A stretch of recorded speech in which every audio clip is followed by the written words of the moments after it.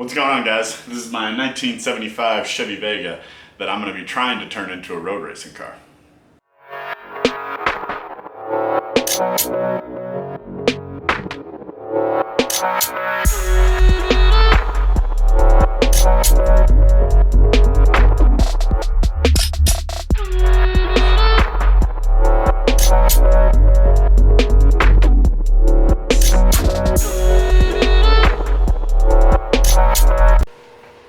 So yeah, basically, ever since I was a little kid, I loved road racing. It was just one of those things that I could never get enough of. I love going fast, but I love going fast around corners. The G-forces you experience, all that stuff, it's just incredible. So when I was going to college, I joined a team that's called Formula SAE. Basically what that is it's an engineering type competition that was set up by a Society of Automotive Engineers.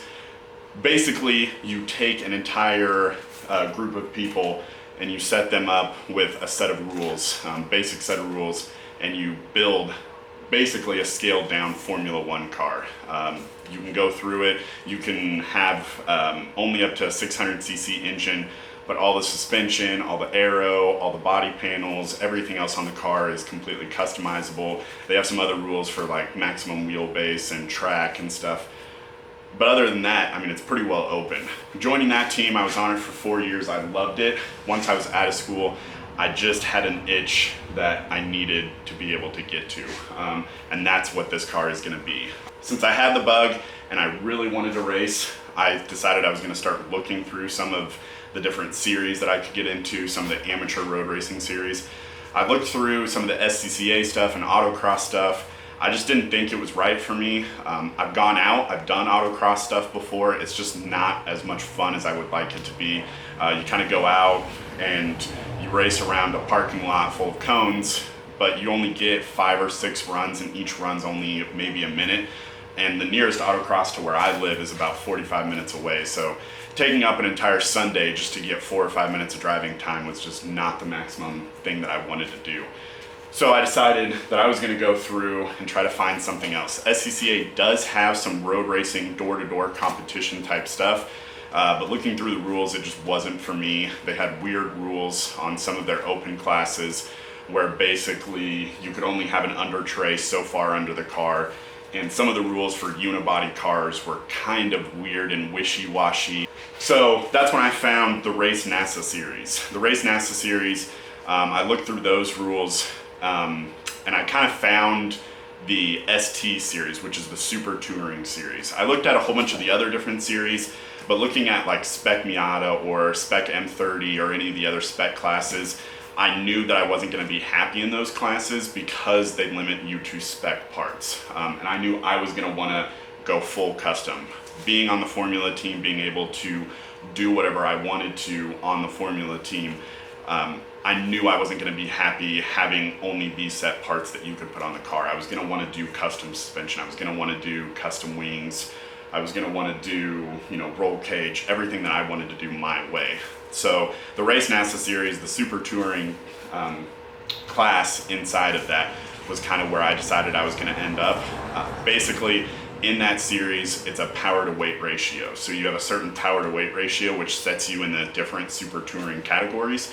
Once you're in those categories, then you have modifiers that can bump you up or down a class depending on like what tires you're running, different other things, if it's a tube chassis car or a full chassis car. So after I kind of figured out what class I wanted to run in, I started looking for a car. That's when I found this Vega.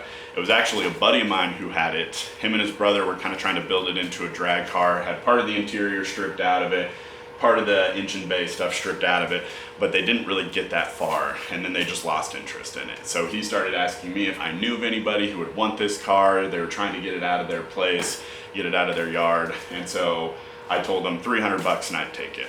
After looking at it, it was kind of a good deal.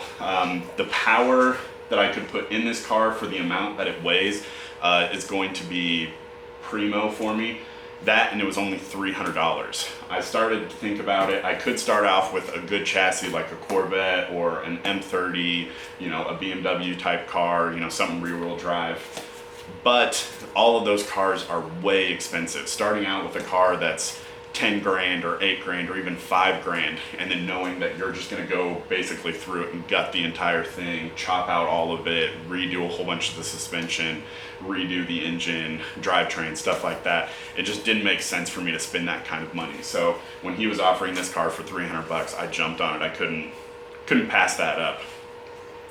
So basically what we're going to do with this car is going to go through complete transformation.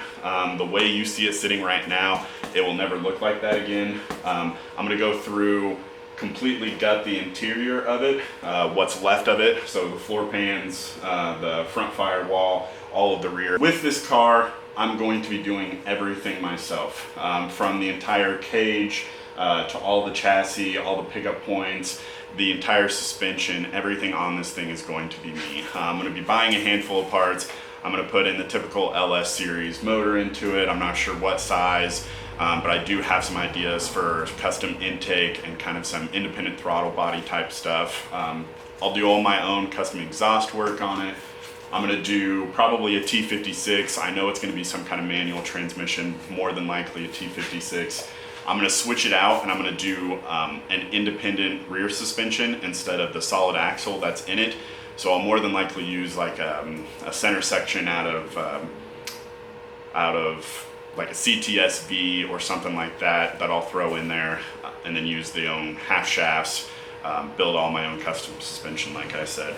I plan on doing some kind of aero. It's going to be kind of hard. I've never really designed my own aero, so it's going to be kind of hard doing that, but I really want to do it. It's something that I've always wanted to learn how to do and how that affects cars handling. So yeah, this car will definitely at least have a front splitter, a rear wing, and a diffuser that's set up in the rear of it. And then I can start playing with it from there, adding on more and more aero as the rules allow, obviously.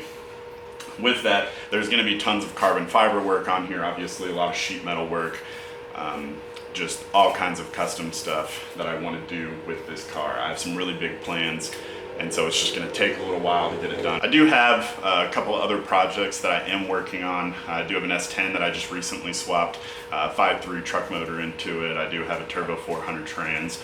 Some kind of custom stuff that I've done on there that I'm now working on, kind of tuning it and getting it track ready. Hopefully going to get it out to the track a couple of times this year. It's a drag truck. Hopefully get it out to the track a couple of times this year.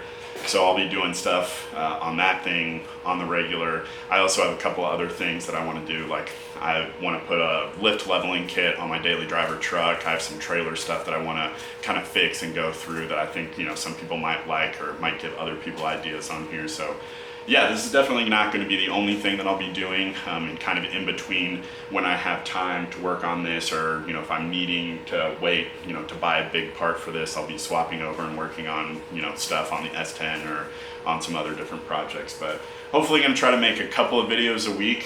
This is just kind of the start video for me. So yeah, I hope you guys stick around. We'll want to watch, you know, kind of this build progress and what kind of cool stuff that I can make happen on it. Thanks for watching.